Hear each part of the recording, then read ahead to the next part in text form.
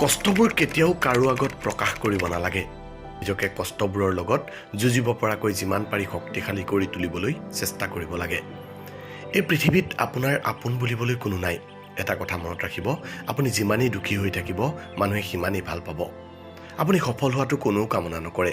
আপোনাৰ উন্নতি দেখিলে আপোনাৰ চৌপাশৰ এচাম মানুহ জ্বলি পুৰি ছাই হৈ যাব আৰু কষ্টত থকা দেখিলে পেটে পেটে হাঁহি মজা ল'ব। আপুনি কৰা হাজাৰটা কামৰ মাজতো সেইসকলে আপোনাৰ বেয়াটোকে খুচৰি ফুৰিব। সেইবাবে জীৱনটো যেনেকৈ চলি আছে চলি থাকিবলৈ দিয়ক। কাৰো আগত একো ব্যক্ত নকৰিব।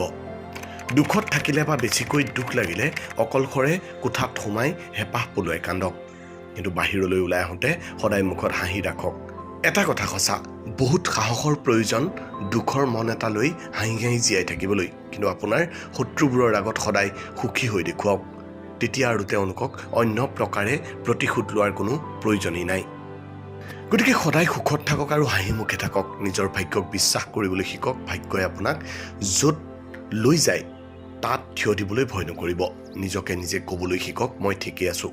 নিজকে প্ৰতিটো পৰিস্থিতিৰ লগত খাপ খুৱাবলৈ শিকক। নিজকে বুজাওক, এয়া ভাগ্যৰ বলত পাইছে। ভাগ্যই যেতিয়া বেয়ালৈ নিছে, এদিন ভাগ্যই সকলো সলনি কৰিব। কেতিয়াও মন বেয়া কৰি বহি নাথাকিব।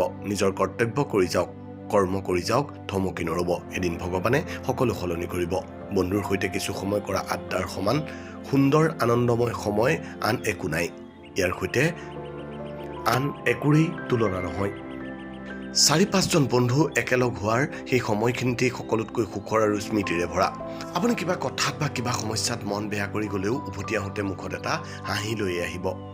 আপোনাৰ বন্ধুকেইজনে যিকোনো উপায়েই হওক আপোনাৰ মুখলৈ হাঁহি ঘূৰাই আনিবলৈ সেইকেইজন বন্ধু হাঁহি ধেমালিৰ সময়টো বা বিপদৰ সময়টো সদায় লগত থাকিব। কিছু মানুহ এনেকুৱা আছে যাক আপুনি সকলোখিনি দিয়াৰ পিছতো কেতিয়াও সুখী কৰিব নোৱাৰে। সেইসকলে সামান্য সুখতে ভাবি লয় জীৱনত বহুত কিবা কিবি পাই গৈছে।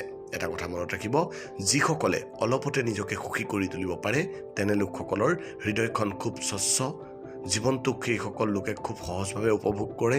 বহুত দুখ কষ্ট বিপদৰ মাজতো এনে লোকে ওঠৰ কাষত এটা হাঁহি প্ৰতি সময়তে লৈ ফুৰে।